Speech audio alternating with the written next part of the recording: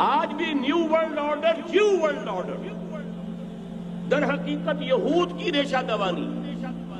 در حقیقت زائنسٹ موومنٹ تقریباً 100 برس پہلے جو شروع ہوئی، اس سے بھی 100 برس پہلے آرڈر آف دی ایلومیناٹی، وہ آرڈر آف دی ایلومیناٹی 1776 میں قائم کیا گیا تھا، یہودیوں کی سازش، وہ آج تک چل رہی ہے۔ آج بھی یہودی ہے کہ جو اسلام کا خاتمہ اور مسلمانوں کو اپنے کمی کاری بنانے کے لیے ایک پورے ورلڈ آرڈر کا نقشہ بنا کر آ چکے ہیں، اور آج در حقیقت آپ کا اصل دشمن، میں بالکل اتفاق کرتا ہوں مولانا سے، اصل دشمن نمبر 1 میرے اور آپ کے اندر موجود ہے، میرا اور آپ کا نفس۔ اصل دشمن یہ ہے، نفس ما ہم کم طرف فرعون نیز لیکن اورعون ایراعون نیز، اور دوسرا خارجی دشمن سب سے بڑا یہودی، لیکن یہ کہ اس وقت کے اور اس وقت کے حالات میں ایک بڑا فرق واقع ہوا۔ آج یہودی عیسائی پر مسلط ہو چکا، یہودیوں نے پورا عالم عیسائیت فتح کر لیا،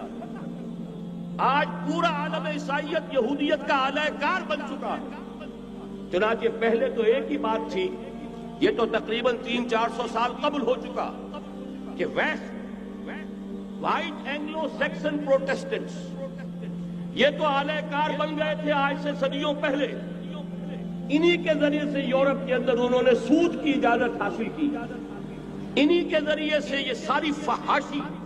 اور یہ ساری عریانی کا جو بازار گرم کیا، یہ در حقیقت آزاد خیالی، لبرلزم، حریت فکر، حریت عمل، میں آزاد ہوں، میں ننگا جانا چاہتا ہوں بازار میں، آپ کون ہوتے روکنے والے؟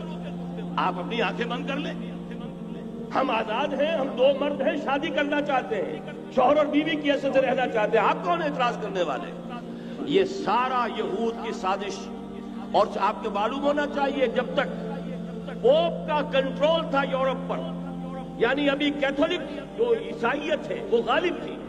اس وقت تک پورے یورپ میں سود حرام تھا، کہیں انٹرسٹ کا کاروبار نہیں ہو سکتا تھا۔ یہ پروٹیسٹنٹس کے ذریعے سے اس کی اجازت حاصل کی، نتیجہ یہ نکلا، علامہ اقبال شاعر مشرق اس صدی کے آغاز میں گیا تھا یورپ، اور وہاں جا کر اس نے دیکھ لیا تھا فرنگ کی رگے جہاں پنجے یہود میں،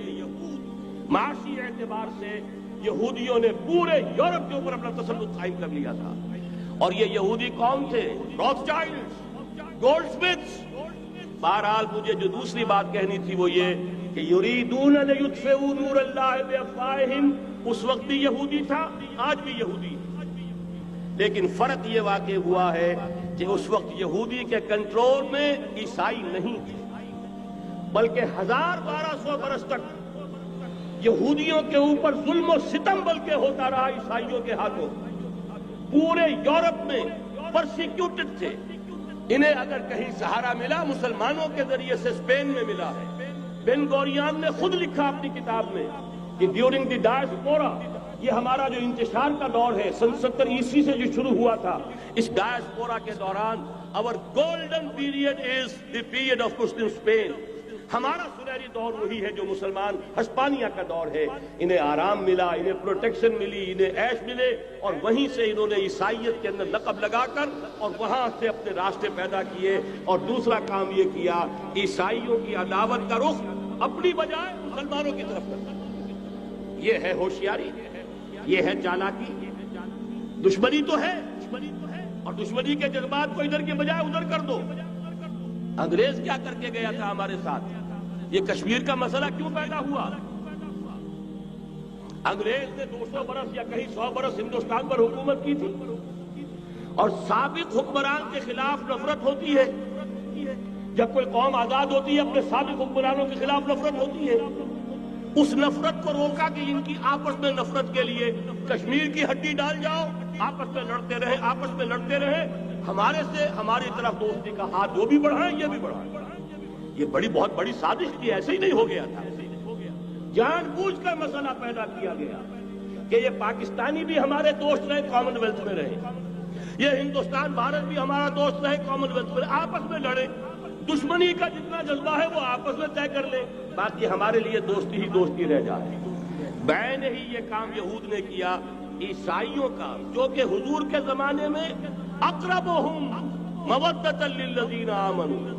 جو قریب ترین تھے محبت کے اعتبار سے، جن کے قرب کی ایک مثال یہ ہے کہ نجاشی رحمہ اللہ ایمان لے آئے، جن کے قرب کی ایک مثال یہ ہے وہ وفد آیا تھا عیسائیوں کا، فَإِذَا سَمِعُوا مَا أُنزِلَ إِلَى الرَّسُولِ تَرَىٰ أَعْيُنَهُمْ تَفِيضُ مِنَ الدَّمْعِ، جب انہوں نے قرآن سنا ان کے آنکھوں سے آنسوؤں کی ندیاں روانہ ہو گئیں، جن کی ایک مثال یہ کہ مقوقس شاہ مصر، اس نے حضور کے ایلچی کا اعزاز کیا تھا اور وہاں سے ہدیے بھیجے تھے، جن کے قریب ہونے کی ایک نشانی یہ ہے کہ ہرقل چاہتا تھا کہ مسلمان ہو جائے، لیکن بس یہ کہ وہ حکومت اور سلطنت پاؤں کی بیڑی بن کر پڑی رہ گئی، چاہتا تھا پوری سلطنت مسلمان ہو جائے، جیسے کبھی پوری سلطنت عیسائی ہو گئی تھی کانسٹنٹائن کے زمانے میں، یہ کام ہو نہیں سکا، محروم ہو گیا۔ اس قدر قریب تھے یہ نصارہ محمد الرسول اللہ والذین معہ کے، لیکن یہ کہ آپ کو معلوم ہے 10ویں صدی عیسوی کے بعد سے وہ نفرت کا دھارا صلیبی جنگوں کی شکل میں عالم اسلام پر ٹوٹ پڑا، اور اس کے بعد حال ہی میں جو فتح انہوں نے حاصل کی، نوٹ کر لیجئے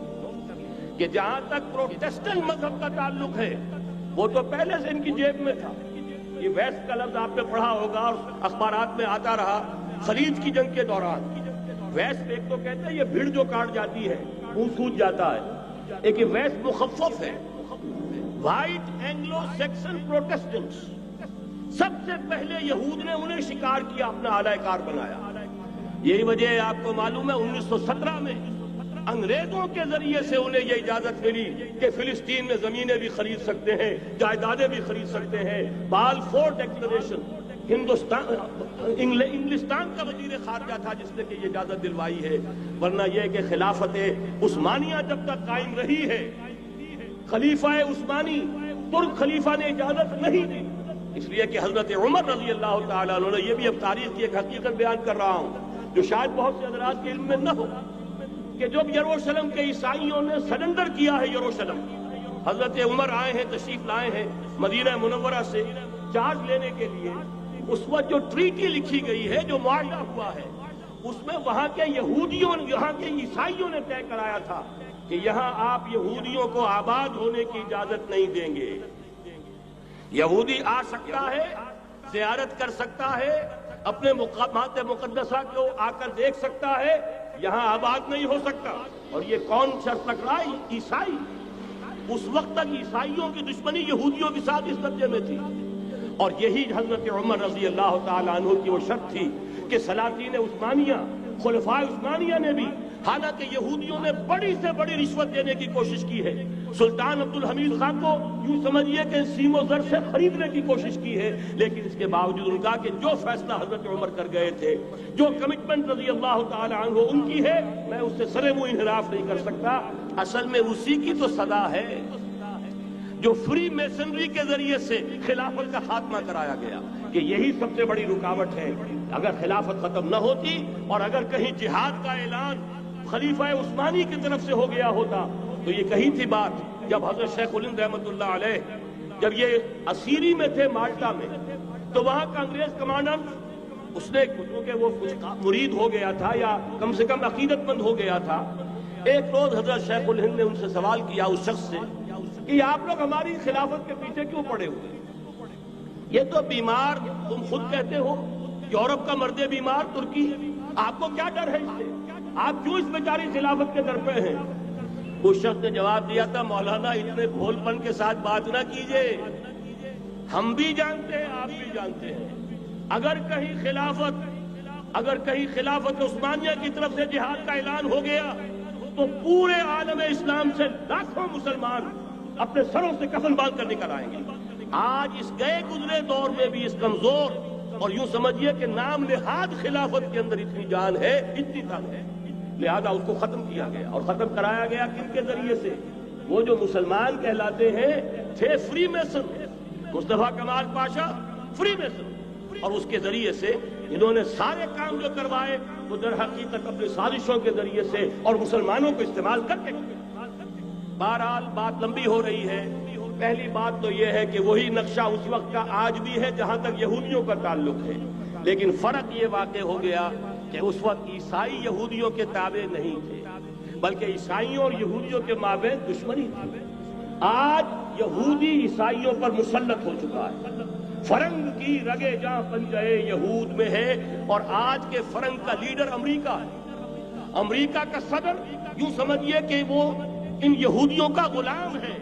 مجال نہیں کہ ان کی مرضی سے ادھر سے ادھر ہو جائے، اور اگر کوئی غلطی سے ادھر سے ادھر ہو جائے تو اس کا پتہ چاک ہو جائے گا.